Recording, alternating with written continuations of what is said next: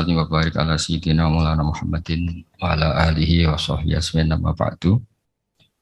Yang sangat saya hormati Kiai Haji Syukron Makmun selaku sesepuh NU, juga sebagai pengasuh Pondok Pesantren Darul Rahman.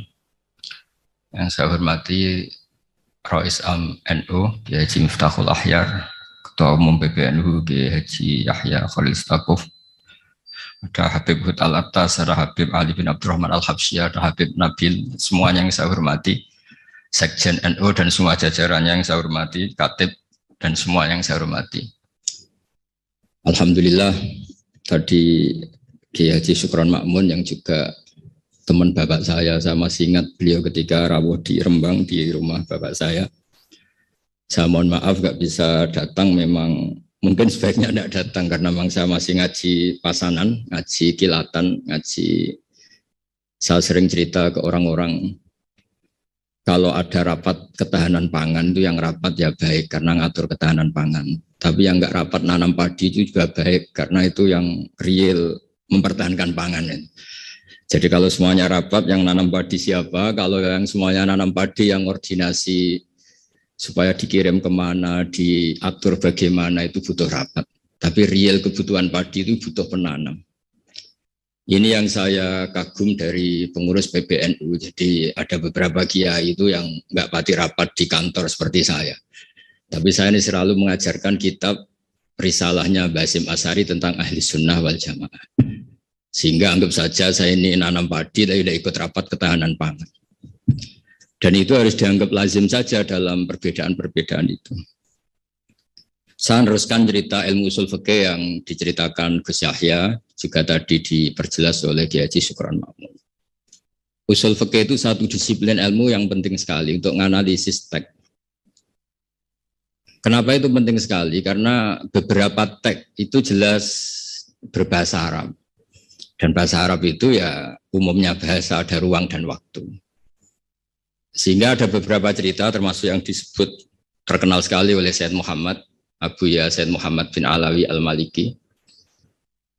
Jika semua bid'ah itu jelek hanya karena Rasulullah tidak mengajarkan atau belum mengajarkan, maka cerita seperti ini enggak terjadi. Suatu saat itu ada sahabat, entah saking kangennya Allah entah gimana, ketika iktidal itu baca Rabbana lakal hamdu hamdan katsiran thayyiban mubarakan fi. Itu tidak lazim karena selama ini Nabi mengajarkan Rabbana lakal hamdu mil as-samawati wa mil al-ardi wa mil ma syi'ta min syai'in ba'du. Atau yang terkenal dibaca Rafa, Rabbana lakal hamdu mil as-samawati wa mil al-ardi wa mil ma syi'ta min syai'in ba'du. Lalu karena itu enggak lazim, setelah sholat Nabi tanya, ayyukumul qail, dari kalian semua ini yang melafadzkan kalimat itu siapa? Semuanya diam.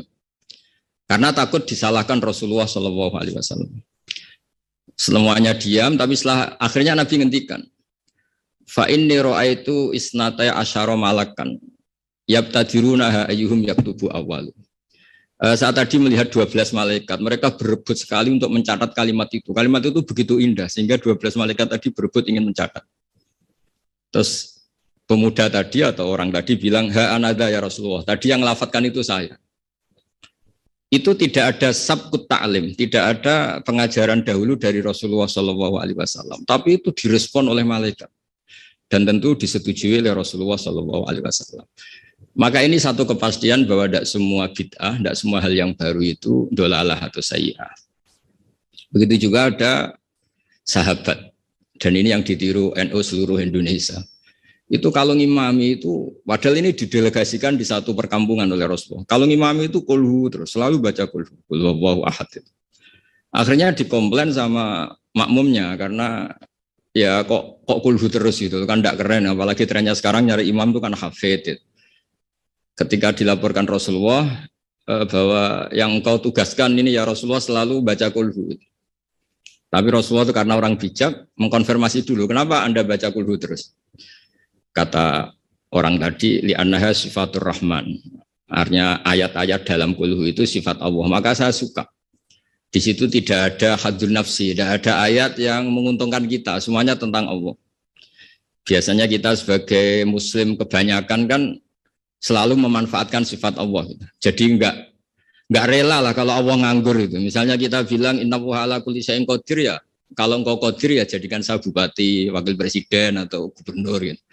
Kalau Allah mujib ya kabulkan saya ingin jadi orang kaya kan Allah itu nggak boleh lah. Sifatnya nganggur itu nggak boleh. Mesti perasaan manusia itu gitu. Nah di kulhu itu udah ada itu semua. Hanya nerangkan sifat Allah Ta'ala yang nafsaniyah, yang tentang Allah. Apa jawabannya Nabi? Kata Nabi, barusan malaikat Jibril datang ke saya memberitahu bahwa Allah mencintai kamu karena kamu mencintai surat Ikhlas, surat Kulhu.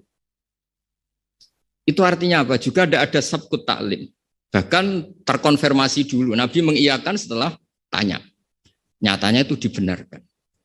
Jadi ada sekian bukti bahwa ubudiyah atau ibadah atau perilaku sosial yang tidak ada sabkut taklim, tapi kemudian Nabi membenarkan. Cerita ketiga, saya ini keluar dari yang saya bayangkan itu kan ya cerita-cerita nuzulul Quran, tapi sebagai adaban sama Kiai Haji Syukron Makmun yang cerita usul fikih saya teruskan. Memang tadi Gus Yahya juga cerita sanad, saya ngaji di Kiai Haji Maimun Zubair dan bapak saya seorang hafidz juga ajar. Kiai Maimun itu putra Mbah Zubair itu dulu pakar usul fikih, beliau dulu ngaji sama Mbah Fakih Mas Kumambang, dulu wakil Rais Akbar. Kiai Fakih Mas Kumambang ini angkatannya Mbah Hashim ketika ngaji di Sayyid Abi Bakar Sato. Ngaji Syekh Mahfud dulu, Syekh Mahfud Termas. Syekh Mahfud Termas ini ngaji sama Sayyid Abi Bakar Sato. Sayyid Abi Bakar Sato ngaji sama Sayyid Zaini Tahlan sampai Syekh Utsman Ad-Dimyati sampai musalsal ila Rasulillah sallallahu alaihi wasallam. Sehingga ketika Pak Sukron Makmun cerita usul fikih, saya terus menjadi ingat ketika ngaji Jamul Jawame, ngaji Lubul Usul, beberapa kitab yang menjadi keharusan untuk meneliti tek-tek Quran hadis. Cerita ketiga, dan ini terakhir karena apa ya, selain materi saya juga nggak yang saya bayangkan ya, memang saya tidak bisa datang ke sana. Ketika Rasulullah SAW cerita, saya melihat surga, kemudian dengar derap sandal itu. Sandal klompen itu. Terus Nabi tanya, ini sandal siapa kok sudah di surga, suara siapa? Dijawab itu suara Bilal. Walhasil terus Bilal ditanya, kenapa engkau begitu cepat masuk surga? Apa resep kamu? Saya tidak pernah wudhu kecuali setelah itu saya sholat. Akhirnya jadilah syariat sunat rokatail wudhu. Ada sholat sunat disebut sunat rokatail wudhu. Dan lagi-lagi dibenarkan oleh Rasulullah SAW. Sehingga cerita-cerita seperti ini mengilhami semua kreasi-kreasi ibadah yang tidak mahdhah dan tidak merubah pakem dari kaidah yang disebut Rasulullah SAW. Maka itu disebut bid'ah hasanah. Dari segi baru bisa disebut baru, tapi dari segi sesuai al-qawaid al-muqarrarah tetap disebut itu hasanah. Sehingga Islam ini ittasa'afakuh, Islam ini cakrawalanya luas sekali. Sebab itu ketika Rasulullah SAW intaqala ila rafiqil a'la, ya, bahasa halusnya wafat itu intaqala ila rafiqil a'la. Ada khilafah yang dipilih konsensus, yaitu Abu Bakar As-Siddiq. Ada khilafah yang ditunjuk, yaitu Umar bin Khattab. Ada khilafah yang ditentukan ahli syura, yaitu Utsman bin Affan. Ada khilafah yang dipilih lagi oleh syura, yaitu Sayyidina Ali karramallahu wajhah. Dan semuanya itu juga akhirnya ijtihad. Dan ijtihad itu sangat luas di ranah usul fikih. Saya beri contoh misalnya dulu sahabat begitu mencintai Madinah. Karena itu Madinah itu Rasulullah SAW. Muhajiru Rasulullah, tempat hijrahnya Rasulullah. Tapi Sayyidina Ali itu akhirnya pindah di Irak, di Kufah. Karena beliau ingin nasrul ilm.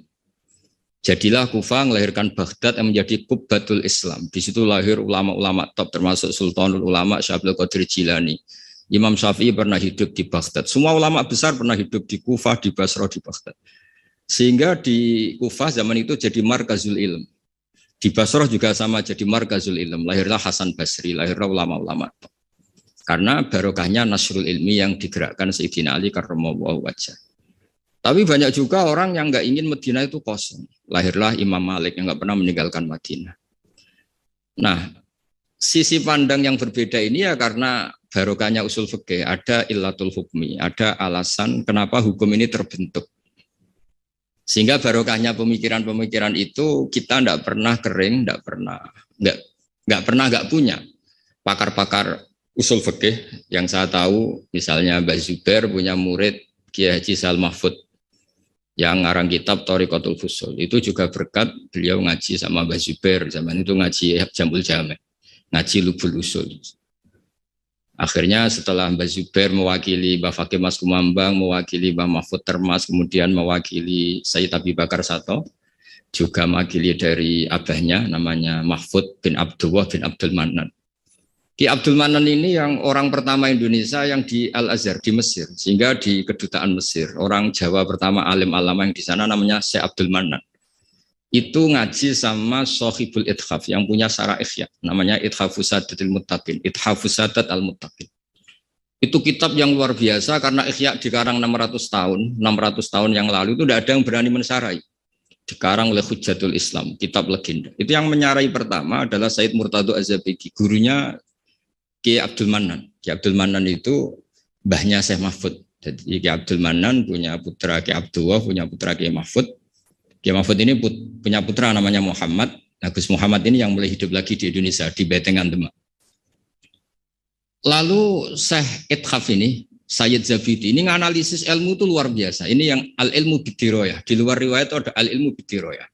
Kita tahu tadi dawuh Pak Sukron, kita madaih, kita maulid, dan maulid itu luar biasa. Di situ ada sejarah Rasulullah, ada sholawatan, ada semuanya.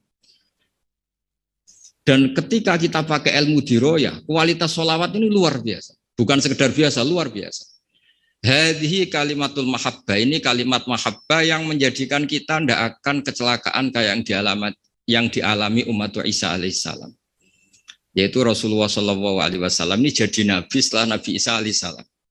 Di mana orang yang senang sekali sampai memposisikan di atas kapasitas sebenarnya, sampai menuhankan. Yang benci juga benci sekali sampai menuduh yang macam-macam.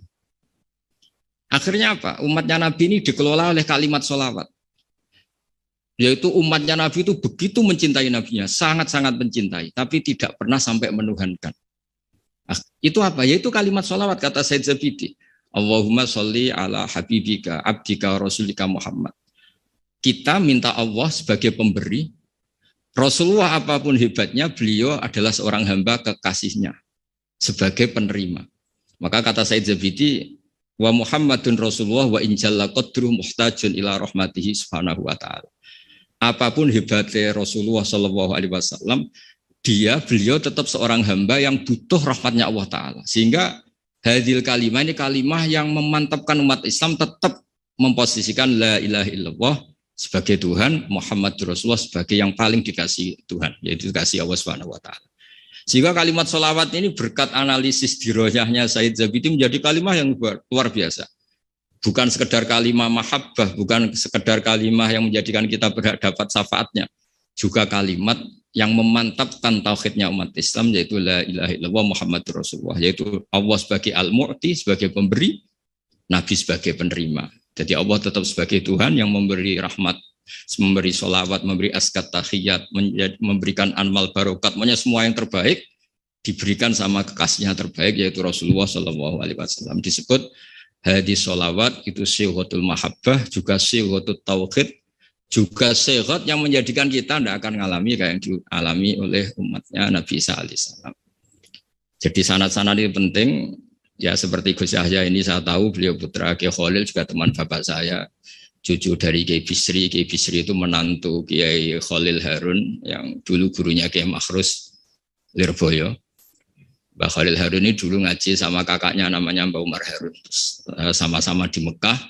Menangi namanya Sayyid Umar Sato, kakaknya Sayyid Abi Bakar Sato Sohibul I'anah. Ya kemudian sanad berlanjut ke Sayyid Zaini Dahlan sampai ila Rasulullah SAW. Jadi saya senang sekali tadi ketua PBNU kok ngaji lagi, senang saya dalil-dalil inna hadal ilma dinun fangduru aman tak khuduna dinakum. Senang sekali. Ya saya hafal lah wong ya saya ini kan kata orang banyak pantas-pantas saya hafal karena saya ini kiai tukang ngaji gitu. Jadi ya pantas saya hafal. Yang jarang ngaji aja hafal, masa yang sering ngaji udah hafal. Jadi pantas-pantasnya itu hafal. Tapi memang harus hafal ya, semua tokoh-tokoh NU harus hafal bahwa inna hadal ilma dinun fangduru aman tak khuduna dinakum. Ilmu itu agama. Kamu lihat kamu ngambil dari mana? Dulu Imam Bukhari itu kalau mau ngajar, mau ngaji atau mau ngambil ilmu atau mau apa saja, Karena ngajar juga harus memberikan pada yang kompeten, mengambil ilmu juga harus ngambil dari yang kompeten. Itu dulu cerita semestinya itu khimar, tapi di Jawa diganti ayam, enggak tahu saya. Pergantian itu karena orang Jawa lebih gampang. Diganti ayam cerita di Jawa, sebenarnya itu khimar. Khimar dipanggil sama syekh. Ya entah pakai rumput atau apa, terus datang khimar itu. Setelah datang dipegang, terus kata Imam Bukhari, ini bohong pada khimar, ini enggak berhak jadi guru saya, ini bohong sama hewan, berarti enggak sikoh. Ya. Terus orang Jawa mencontohkan ayam dikurkuri, dirayu pakai jagung, terus datang dipegang, itu sudah menggugurkan kredibilitas seorang rawi karena bohong sama hewan, apalagi bohong sama manusia, apalagi bohong sama seluruh rakyat Indonesia, itu enggak akan jadi gurunya Imam Bukhari. Ya tapi alhamdulillah kita akan tidak ingin jadi gurunya Imam Bukhari, jadi ya sudah tidak perlu sikoh yang dengan standar seperti itu. Tapi apapun itu saya terima kasih terutama pada guru kita bersama Kiai Syukron Makmun yang cerita panjang lebar NU mulai lahirnya dan seterusnya, sama Gus Yahya semuanya lah, sama beberapa menteri semuanya. Terima kasih. Mohon maaf. Assalamualaikum warahmatullahi wabarakatuh.